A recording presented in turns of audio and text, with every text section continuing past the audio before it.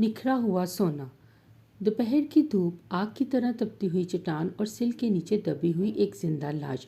गुलामों को इतनी दर्दनाक सजा नहीं दी जाती।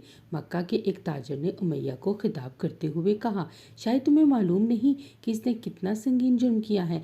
सारे सनादीद अरब जिस रसूल के खिलाफ सफ आ रहा है, ये बदबख्त इसी का कलमा पढ़ता है, शब रोज़ इसी का दम भरता है और इसके तसव्वुर ख्याल में हर वक्त शराबूर रहता है। मैंने इसे बार बार समझाया कि तू एक हबशी नजात गुलाम है। अरब वाले रसूल से तेरा क्या रिश्ता है? अगर किसी का हक तेरे ऊपर हो सकता है, आका होने की हैसियत से यह मनसब सिर्फ मेरा है। उमैया ने तेवर बदल कर जवाब दिया, तुम्हारी इस फहमाइश पर वो क्या कहता है? मक्के के ताजिर ने फिर सवाल किया।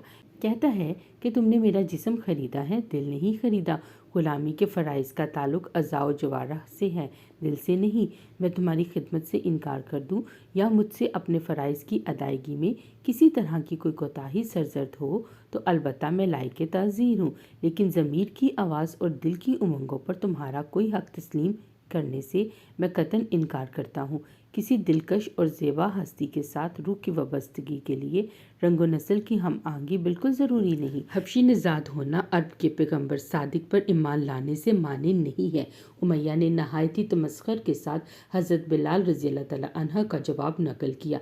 इसकी गुफ्तगू का तेवर बता रहा था कि अरब की रायामा के खिलाफ बगावत के भरपूर जज्बे से वह मसल्ला हो चुका है। रसूल की आवाज़ के सहर से इसका जानबर होना अब बहुत मुश्किल है। ऐसे बेवफा सरकश को कैफरे किरदार तक पहुँचाने के लिए ये सज़ा भी बहुत नाकाफ़ी है। ये कहते हुए मक्के का ताजर आगे बढ़ गया। फिर वही दोपहर का वक्त था। आसमान से चिंगारी बरस रही थी। लाला की तरह दहकते हुए अंगारों पर हजरत बिलाल को लटा दिया गया। ऊपर से कई मन पत्थर की एक चट्टान सीने पर रख दी गई ताकि सुलगता हुआ जिस्म करवट न बदल सके। एक जिंदा इंसान का खून जल रहा था, चर्बी पिघल रही थी और मक्के के औबाश तालियां बजा बजा कर बदमस्त शराबियों की तरह नाच रहे थे। चिंगारियों की तरह जिस्म की हाकस्तर उड़ने लगी, लेकिन उस लगने वाले की ज़बान जुल्म सितम, जोरो इस्तबदाद का एक से एक लर्जा देने वाला वाक़या दुनिया की निगाहों से गुजरा है। लेकिन खुशनुदी हक के लिए तस्लीम और रज़ा और सब्र ज़ब्त का ये खैरत अंगेज़ नज़ारा चश्मे फलक ने कम देखा होगा। तसव्वुरे जाना में आंखें बंद थीं और उमैया हाथ में ताज़ियाना लिए पूछ रहा था, बता, क्या अब भी मोहम्मद सल्लल्लाहु अलैहि वसल्लम का कलमा पढ़ेगा? तेरी हड्डी तक जल गई। अब तो तू इस झूठे दीन से तौबा कर ले। बिला वजह अपनी जान को हलाकत का निशाना मत बना। आखिरी बार सुन ले कि अब तू अपनी जिद से बाज ना आया तो तेरे जिस्म को जलाकर राख कर दूंगा।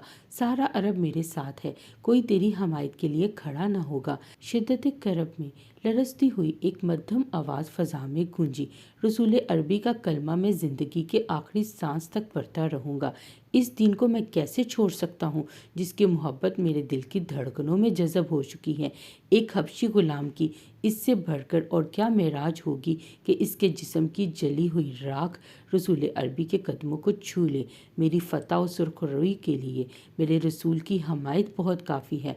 वफादारी की मौत हलाकत की नहीं, हयात जावेद है। चांदनी रात थी। एक पैकरे नूर के दमकदम से मक्के की पहाड़ियों पर नूर बरस रहा था। आज फ़ज़ाओं में हर तरफ खुशियों की अदाबी बखेरे नज़र आ रही थी। खुद रसूल सल्लल्लाहु अलैहि वसल्लम की उन्स में भी एक हसरतनाक खुशी का आलम तारी था।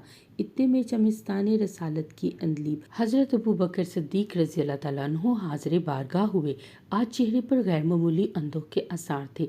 सरकार ने नज़र उठाते ही दरियाफ्त फरमाया, अबू बकर, आज तुम्हारे चेहरे पर दिल के गहरे ज़ख्म के आसार नज़र आ रहे हैं। हैरियत तो है? डबडबाती हुई आंखों के साथ अर्ज़ की, या रसूल अल्लाह, अब हज़रत बिलाल की तकलीफ़ नहीं देखी जाती। आज दोपहर को जुल्म शकावत का एक दिलगुदाज मंजर देखकर आंखों से खून टपक पड़ा। जालिम ने दहकती हुई आग पर नंगी पीठ इन्हें सुला दिया था। आपके काकुलो रुख का गुलाम आंखें बंद किए सुलगता रहा। उफ करना तो बड़ी बात है। जानिसार ने करवट भी नहीं बदली। अंगारों के मदफन का निशान बताने के लिए जगह जगह पीठ पर गाड़ पड़ गए थे। जोरो सितम की यह दर्द अंगेज सरगुज़श्त सुनकर सरकार की पलकें भीग गईं। इरशाद फरमाया, अबू बकर, मत घबराओ, حق کا سورج زیادہ دیر تک گہن میں نہیں رہ سکتا۔ آزمائشوں کی انہی بھٹیوں میں عشق و ایمان کا سونا نکھرتا ہے۔ وہ دن بہت جلد آ رہا ہے جب اہل ایمان کی دنیا بلال کو اپنا آقا کہہ کر پکارے گی۔ جذبہ غمگسار میں حضرت ابوبکر رضی اللہ تعالیٰ عنہ بے خود ہو گئے۔ عرض کیا، یا رسول اللہ، امیہ اسی لیے تو انہیں اپنے مظالم کا نشانہ بنا رہا ہے کہ وہ انہیں اپنا زرخرید غلام سمجھتا ہے۔ سرکار، مجھے اجازت مرحمت فرمائیے کہ حضرت بلال کو خرید کر آزاد کر دوں۔ خوشی سے چہرے زیبا کھل گیا۔ ارشاد فرمایا، اس سے بڑھ کر اور دین کی سعادت کیا ہو سکتی ہے کہ اپنے ایک مظلوم بھائی کو رنج و محن کے زنداں سے رہا کرایا جائے۔ دین کے رشتے سے مصیبت زدہ کو امداد چارہ سازی خدا کے تئیں محبوب ترین عمل ہے، لیکن ابوبکر، نگار خانہ عشق کے اس شکیل زیبا کی خریداری میں مجھے بھی شریک کر لینا۔ حضرت ابوبکر صدیق رضی اللہ تعالیٰ عنہ جذبات کی بے خودی میں اشک بار ہو گئے۔ سرکار، ہم اور بلال دونوں ہی کاکل و رخ کے غلام ہیں، دامن کرم کے پناہ گیر ہیں۔ آپ سے الگ نہ ہماری جان کی کوئی ہستی ہے، نہ مال کا کوئی وجود ہے۔ شرکت تو تب ہوتی جب میرا الگ کوئی وجود ہوتا۔ جب سب کچھ حضور ہی کا ہے تو اب شرکت کا سوال کہاں رہ جاتا ہے آقا؟ میری تو صرف اتنی آرزو ہے کہ حضرت بلال کو اس سنگ دل یہودی سے چھڑا کر سرکار کے قدم ناز پر نثار کر دوں۔ دوسرے دن حضرت ابوبکر صدیق رضی اللہ تعالیٰ عنہ امیہ سے کہہ رہے تھے، میں تمہارے حبشی غلام کو خریدنا چاہتا ہوں، اگر تم اِصرار کر سکو تو میرے ہاتھ پر فروخت کر دو۔ امیہ نے کہا، اگرچہ میں ضرورت مند ہوں لیکن تمہاری بات نہیں کاٹوں گا، خریدنا ہے تو مناسب قیمت طے کر لو۔ حضرت ابوبکر صدیق رضی اللہ تعالیٰ عنہ نے فرمایا، میں تمہاری منہ مانگی قیمت عطا کر دوں گا۔ جیسے ہی اس نے زبان ہلائی، حضرت ابوبکر نے بلا پس و پیش منہ مانگی قیمت ادا کر دی۔ جب خوشی میں جھومتے ہوئے حضرت بلال کو اپنے ہمراہ لے کر چلنے لگے تو امیہ نے طعن کرتے ہوئے کہا، ابوبکر، ایک ذہین تاجر کی حیثیت سے تم عرب گیر شہرت کے مالک ہو۔ تمہارے متعلق مشہور ہے کہ مال پرکھنے اور قیمت لگانے میں تمہارا اب تک کوئی بھی حریف پیدا نہیں ہو سکا، لیکن مجھے سخت تعجب ہے کہ آج بلال کی خریداری میں تم مات کھا گئے۔ ایک نکارہ غلام جس کی نہ صورت ہی دیکھنے کے قابل ہے، نہ اسے کوئی ہنر آتا ہے، تم نے سونے کے مورے سے خرید لیا۔ اتنا بڑا غبی اور بے عقل ہے کہ میں نے سخت سے سخت سزا دی، لیکن رحم کی درخواست کرنے کا بھی اسے سلیقہ معلوم نہیں۔ سمجھ میں نہیں آتا کہ ایسا نکارہ غبی اور بے ہنر غلام تم نے کس مصرف کے لیے خریدا ہے؟ معنی خیز تبسم کے ساتھ حضرت ابوبکر صدیق رضی اللہ تعالیٰ عنہ نے 2 لفظوں میں جواب مرحمت فرمایا، خوب و ناخوب کا معیار ہر جگہ یکساں نہیں ہوتا۔ بڑی مشکل یہ ہے کہ تم جسے عیب سمجھ رہے ہو وہی میرے تئیں ہنر ہے۔ بلال کو سونے کے مول خرید کر بھی میں شرمندہ ہوں کہ اس کی واجبی قیمت دونوں جہانوں سے زیادہ ہے۔ جس رخ زیبا کی ایک جھلک نے حضرت بلال کو ورافتہ بنا دیا، آج زندگی بھر کے لیے اس کے قدموں میں پہنچ گئے تھے۔ آقائے کونین کے دامن میں انہیں 2 جہاں کا سرمدی سکون مل گیا تھا۔ اب وہ سیاہ فام غلام نہیں بلکہ عالم اسلام کے خوبرو آقا تھے۔ معراج کی شب تھی، سارا عالم بالا سلطان کونین کے خیر مقدم کے لیے چشم برا تھا۔ ملائکہ مرسلین کے جھرمٹ میں شاہانہ تزک و احتشام کے ساتھ سرکار کی سواری پہنچی تھی۔ سلامی کے لیے قدسیوں کے بیڑے جھک گئے تھے، عرش کا پرچم سرنگوں ہو گیا تھا۔ امیدوں کے ہجوم سے گزرتے ہوئے عالم ملکوت کا معائنہ فرمایا، اب گلگشت کے لیے باغ فردوس کی طرف بڑھے ہی تھے کہ مرحبا کہنے کے لیے ہر طرف حور و غلمان کی صفیں استادہ ہو گئیں۔ حضرت جبریل امین قدم قدم پر ہم رکاب تھے۔ جنت کی سیر کرتے ہوئے ایک مقام سے گزر رہے تھے کہ سرکار کے چشم اقدس ایک غمگین اور ملول حور پر پڑی جو ایک درخت کی ٹہنی تھامے ہوئے رو رہی تھی۔ فردوس کے عالم خوشگوار میں رنج و غم کی پرچھائی دیکھ کر حضور کو بڑا اچنبھا ہوا۔ جبریل امین سے ارشاد فرمایا، دریافت کرو یہ حور کیوں رو رہی ہے؟ جنت کے عیش و دوام میں اسے کون سا غم لاحق ہو گیا ہے؟ جبریل امین نے اس کے قریب پہنچ کر اطلاع دی، کیا تجھے معلوم نہیں کہ آج سلطان کونین نے جنت میں قدم رنجہ فرمایا ہے؟ جواب دیا، معلوم ہے، جبھی تو غمگین فریادیوں کی طرح اپنا حال بنا رکھا ہے کہ ان کی نگاہ رحمت میرے اوپر پڑے اور وہ میرا حال دریافت کر لیں۔ جبریل امین نے ارشاد فرمایا، تجھے مبارک ہو، انہوں نے تیرا حال دریافت کرنے کے لیے مجھے بھیجا ہے۔ جواب کے انتظار میں سرکار کی سواری رکی ہوئی ہے۔ حور نے اپنی آنکھوں کا آنسو آنچل میں جذب کرتے ہوئے کہا، سلطان کونین کی سرکار میں اپنے غم کی درد انگیز کہانی میں خود سناؤں گی۔ باریاب ہونے کی اجازت مل گئی۔ جھک کر سلام عرض کیا، جلالت شاہانہ کے آداب بجا لائی اور اپنی سرگزشت سنانا شروع کی۔ یا رسول اللہ، خدائے کردگار کا لاکھ لاکھ شکر ہے کہ اس نے جنت کی حوروں میں مجھے حسن و جمال کی ملکہ بنایا ہے۔ 8 جنتوں میں میری طلت و زیبائی کا کوئی حریف نہیں۔ اس کے باوجود میرے درخشاں عارض کی جود و فردوس کے بام و دور پر پھیلی ہوئی ہے۔ اگر بے نقاب ہو جاؤں تو دیکھنے والے کی آنکھیں خیرہ ہو جائیں، جنت میں دوپہر کا اجالا پھیل جائے۔ یا رسول اللہ، ایک دن کا واقعہ ہے۔ اچانک میرے دل میں خیال گزرا کہ قیامت کے دن ساری حوریں کسی نہ کسی بندہ مقبول کے حوالے کر دی جائیں گی۔ علم الہی میں میرا بھی کوئی نہ کوئی جوڑ مقرر ہوگا جس کی رفاقت میں مجھے دائمی زندگی گزارنی ہے۔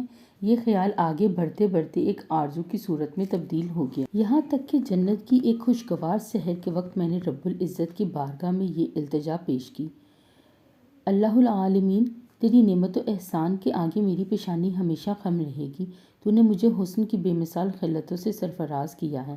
پروردگار، مدت سے ایک آرزو سینے میں مچل رہی ہے کہ فردہ قیامت میں اپنے جس بندہ مقرب کے حوالے تو مجھے کرے گا، ذرا اس کی ایک جھلک مجھے دکھلا دے۔